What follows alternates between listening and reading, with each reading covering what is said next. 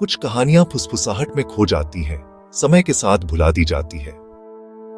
लेकिन यह कहानी उस लड़की की है जिसने गायब होने से इनकार कर दिया। कभी कभी जीवन चुप्पी के साथ खत्म नहीं होता, यह एक दहाड़ के साथ खत्म होता है। कभी कभी यह आग के साथ खत्म होता है। यह एक ऐसी लड़की की कहानी है जिसने एक ही रात में अपनी दुनिया को राख में बदलते देखा और फिर भी उस राख से दोबारा उठ खड़ी हुई। उसका नाम सिमरन था। सिमरन एक ही कमरे के घर में बड़ी हुई जहां दीवारें करीब थीं, लेकिन उसकी कल्पना की कोई सीमा नहीं थी। उसके सपने उसके चारों तरफ की किसी भी दीवार से कहीं ज्यादा बड़े और ज्यादा रंगीन थे। उसे रंग पसंद थे क्योंकि रंग जीवन के धूसर हिस्सों से भागने में उसकी मदद करते थे। वे उसके हथियार थे, उसकी आवाज थे। वह अपने आसपास की दुनिया को कैनवास पर उतारती थी। बाजार के विक्रेताओं की थकी हुई लेकिन दयालु आंखें, गलियों में खेलते बच्चों की हंसी। उसने एक छोटा सा आर्ट स्टूडियो बनाने के अपने सपने को पूरा करने के लिए हर एक रुपया बचाया। दुनिया के लिए यह सिर्फ एक छोटा सा किराए का कमरा था। सिमरन के लिए यह कल्पना का एक ब्रह्मांड था, एक ऐसी जगह जहां सपने हकीकत का रूप लेते थे। फिर एक रात जब शहर सो रहा था, एक छोटी सी चिंगारी भड़की। एक पुराना तार शॉर्ट सर्किट हो गया। लपटें भड़क उठी जो पेंट और कैनवास को निगलने लगी। उसके सपने, उसकी मेहनत, उसकी कहानियां एक एक करके जलकर राख हो गई। सिमरन मदद के लिए चिल्लाती हुई बाहर भागी। उसकी आवाज धुएं में खो गई। पड़ोसी बाल्टियों और पाइपों से आग बुझाने की बेताब कोशिश करते हुए इकट्ठा हुए, लेकिन कुछ ही मिनटों में सब कुछ चला गया। स्टूडियो, पेंटिंग्स, सपने, सब कुछ।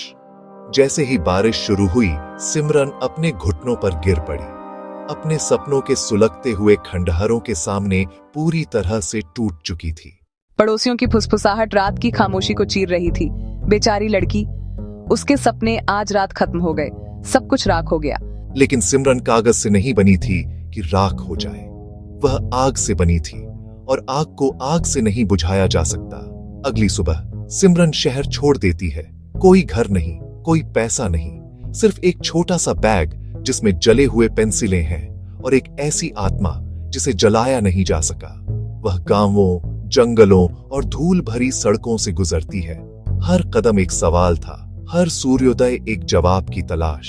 जब जीवन तुम्हारा घर जला देता है, कभी कभी तुम्हारा दिल नक्शा बन जाता है। सिमरन आगे बढ़ती रहती है, आगे की ओर नहीं बल्कि अंदर की ओर। वह अपने अंदर की दुनिया का सफर कर रही थी। एक गांव में उसे एक फटा हुआ कार्डबोर्ड बॉक्स मिलता है। दूसरों के लिए यह कचरा था, सिमरन के लिए यह एक कैनवास था। वह इसे उठाती है और एक बूढ़े चाय विक्रेता का चित्र बनाना शुरू कर देती है। बच्चे इकट्ठा हो जाते हैं, उनकी आंखों में आश्चर्य और जिज्ञासा भरी होती है। उस आग के बाद सिमरन पहली बार मुस्कुराती है। यह एक छोटी सी मुस्कान थी, लेकिन सूरज की पहली किरण की तरह शक्तिशाली। उसके पास कोई कैनवास नहीं था तो उसने नए बना लिए। उसने दुनिया को ही अपना कैनवास बना लिया। जीवन ने उसके रंग छीन लिए थे तो उसने कीचड़, चारकोल और उम्मीद से नए रंग बना लिए। लोगों ने कला देखी, उन्होंने उसके चित्रों में अपने जीवन की कहानियां देखी, लेकिन वह वास्तव में जीवन की ओर वापस अपना रास्ता खींच रही थी। एक दिन एक फोटोग्राफर उसे एक बुजुर्ग जोड़े का चित्र बनाते हुए देखता है।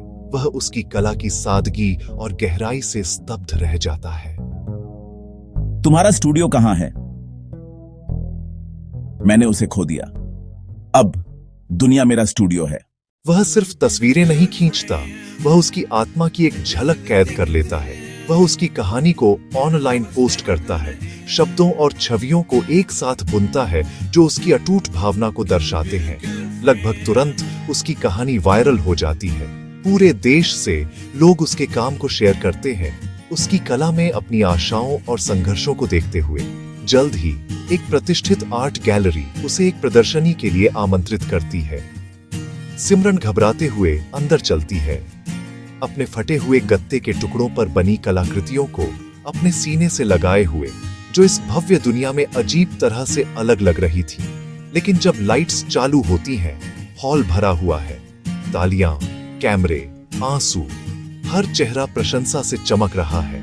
उसने परफेक्ट सतहों पर नहीं चित्रित किया, उसने परफेक्ट सतहों पर नहीं चित्रित किया, उसने टूटे हुए टुकड़ों पर चित्रित किया और किसी तरह हजारों दिलों को ठीक कर दिया। सिमरन राष्ट्रव्यापी प्रेरणा बन जाती है। उसकी कहानी हर समाचार चैनल पर गूंजती है। मेरे सपने एक बार जल चुके हैं, राख में बदल गए थे, लेकिन मेरे अंदर की आग, उसे कोई भी कभी नष्ट नहीं कर सकता।